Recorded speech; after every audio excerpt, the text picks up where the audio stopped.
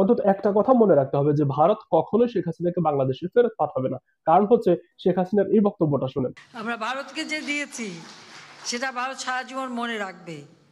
দো পেঁয়াজু কইরা ইলিশ মাছ খাইতে যত মজা লাগছে, এখন মাছের কাঁটা যখন গলায় আটকাইছে, ওই কাঁটাটাকে আসলে বের করতে কিন্তু অনেক কষ্ট হচ্ছে। শেখ মুজিব এবং শেখ হাসিনা অথবা আওয়ামী লীগ, আপনি যেটাই বলেন, ভারত হচ্ছে তাদের জন্য একটা দুর্গ। তিনটা অপশন আছে এখন ভারতের কাছে, যেটা শেখ হাসিনাকে নিয়ে তারা ভাবছেন। অপশনগুলো আমরা বলবো।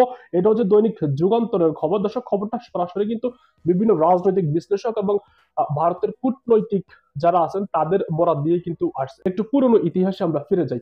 শেখ মুজিবুর রহমান যখন পাকিস্তানের করাচি কারাগার থেকে দেশ স্বাধীন হওয়ার পরে তিনি স্বদেশ প্রত্যাবর্তন করলেন, ঠিক তখন লন্ডন থেকে দিল্লি হয়ে তারপরে বাংলাদেশে এসেছেন। এবং পরবর্তীতে 1983 সালেও কিন্তু শেখ হাসিনা ওই দিল্লি হয়ে তারপরে বাংলাদেশে আসছে। এর জন্য বলছি। এবং এখন যে দুঃসময়টা আওয়ামী লীগ এবং শেখ হাসিনা, এই দুঃসময়ে কিন্তু এই ইন্ডিয়া তার পাশে। তার মানে বুঝতে হবে যে ভারত আসলে শেখ হাসিনা অথবা আওয়ামী লীগের জন্য একটা দুর্গ। এখান থেকে আপনি চাইলেই কিন্তু তাদেরকে ফেরত আনতে পারবেন না। তো ভারতের কাছে প্রথম অপশনটা হচ্ছে তার বন্ধু, যেহেতু শেখ হাসিনার নিরাপত্তা দিতেও কিন্তু তারা বদ্ধপরিকর, সেজন্য বন্ধু রাষ্ট্রের কাছে আসলে তাকে হস্তান্তর করতে হবে। অথবা ভারতেই তাকে রাজনৈতিক আশ্রয় দিয়ে তারপর রাখতে হবে। কিন্তু ভারত আসলে এটা চাচ্ছে যে শেখ হাসিনাকে রাজনৈতিক আশ্রয় দিতে গেলে যদি বাংলাদেশের বর্তমান অন্তর্বর্তীকালীন সরকারের সাথে অথবা পরবর্তীতে যে সরকার আসবে সেই সরকারের সাথে যদি তাদের ব্যবসা বাণিজ্য অথবা সম্পর্কের একটু বিরূপ প্রতিক্রিয়া দেখা দিতে পারে, সেটাও আসলে ভারত পরিকল্পনা করছে।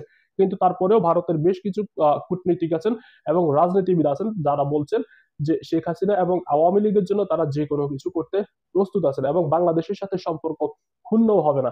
তারা প্রতিবেশী রাষ্ট্রগুলোর সাথে সম্পর্ক বজায় রাখবেন, তবে তারা শেখ হাসিনাকে ফেরত দেবে না। তো শেখ হাসিনাকে আসলে ফিরিয়ে আনা যে প্রক্রিয়া, এটা আসলে কখনো হয়তো বা সম্ভব হবে না। তারপরেও বৈশ্বিক রাজনৈতিক কথা কিন্তু বলা যায় না। আপনি যত কিছুই দেন, দাদা বাবুরা কিন্তু পল্টে নিতে সময় লাগে না। ভাই, নিজের স্বার্থের বেলায় কিন্তু সবাই এক। তখন যখন স্বার্থে আঘাত আসবে তখন আসলে কার দুর্গ কোথায় বা আপনি কাকে কতটুকু দিছেন, হ্যাঁ, সে যে হঠাৎ করে ভুলে যাবে না, এটারও কিন্তু একটু কোনো ভরসা নাই। যাই হোক, আসলে দেখার অপেক্ষায় যে ভবিষ্যতে কি হয়, অথবা সাবেক প্রধানমন্ত্রী শেখ হাসিনা তার ভবিষ্যৎ পরিকল্পনা কি এবং তিনি কোথায় যান শেষ পর্যন্ত।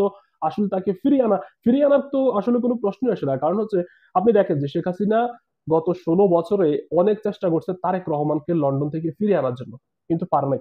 উনি কিন্তু বঙ্গবন্ধুর খুনিদেরকে ঠিকই ফিরে আনছে, কিন্তু রাজনৈতিক আশ্রয় নেওয়া তারেক রহমানকে এখনো পর্যন্ত আসলে ফিরিয়ে আনতে পারে নাই। অনেক চেষ্টা করছে।